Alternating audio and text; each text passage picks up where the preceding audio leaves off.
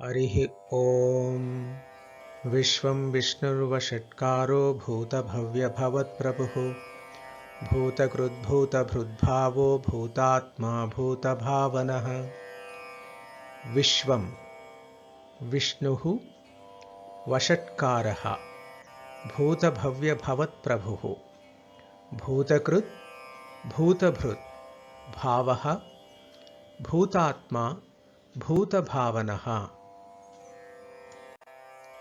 విశ్వం అనగా విశ్వాకారుడు అంటే ఈ జగత్తు రూపమున ఉన్నవాడు అని అర్థం. యతః సర్వాణి భూతాని అని చెప్పబడినట్లు ఈ విశ్వం లేదా జగత్తు యొక్క ఉత్పత్తి స్థితి లయాలకు కారణమైన బ్రహ్మమే పరమపురుషుడు. ప్రతి కార్యానికి ఒక కారణం ఉన్నట్లు ఈ విశ్వంలో ఉద్భవించిన ప్రతి వస్తువుకు బ్రహ్మమే మూలమై కారణభూతుడై ఉన్నాడు.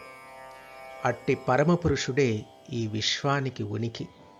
అలా ఈ సమస్త విశ్వం బ్రహ్మమే కాబట్టి బ్రహ్మం అనగా పరమపురుషుడు కూడా విశ్వం అని పిలువబడుతున్నాడు. విష్ణుః అనగా సర్వత్రా వ్యాపించి ఉన్నవాడు అని అర్థం.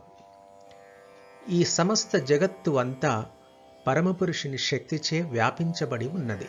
కావున ఆ మహాత్ముడు విష్ణువు అని పిలువబడుతున్నాడు.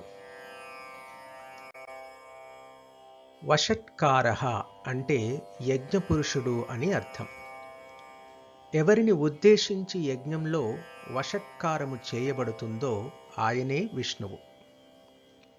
యజ్ఞం నిర్వహించబడుతున్నప్పుడు వషట్ అనే శబ్దాన్ని హోతృ పురోహితుడు ఎప్పుడు ఉచ్చరిస్తాడో సరిగ్గా అప్పుడే అథర్వ పురోహితుడు అగ్నిహోత్రంలో హవిస్సును ఆహుతి చేస్తాడు.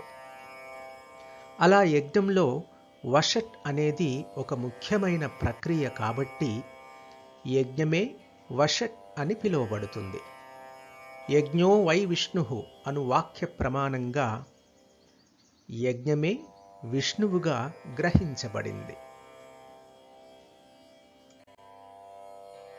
భూతభవ్య భవత్ప్రభుః అంటే త్రికాలములకు ప్రభువు అని అర్థం. గడిచిన కాలానికి, రాబోవు కాలానికి, జరుగుతున్న కాలానికి, ఈ మూడు కాలాలకు కూడా ఆ విష్ణువే ప్రభువు. కాలాతీతుడై కాలభేదంతో సంబంధం లేని అనంత శక్తి స్వరూపుడు ఈశ్వరుడు ఆ మహావిష్ణువు. భూతకృత్ అంటే సమస్త జీవరాశులను సృష్టించువాడు మరియు నశింపజేయువాడు అని అర్థం. భూతభృత్ అనగా సమస్త జీవులను పోషించువాడు లేదా కాపాడువాడు అని అర్థం. భావః అంటే జగత్తు రూపమున సర్వప్రాణులకు ఉనికిగా నిలిచినవాడు అని అర్థం. అలా తానే జగత్తు రూపమున సమస్త జీవరాశులను సృష్టించి కాపాడుతూ అంచమున నాశనమునొచ్చువాడు విష్ణువు.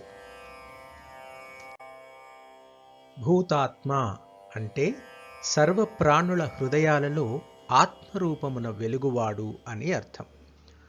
భూతభావనః అనగా భూతములను అంటే జీవులను సృజించి వృద్ధి చేసెడివాడు అని అర్థం.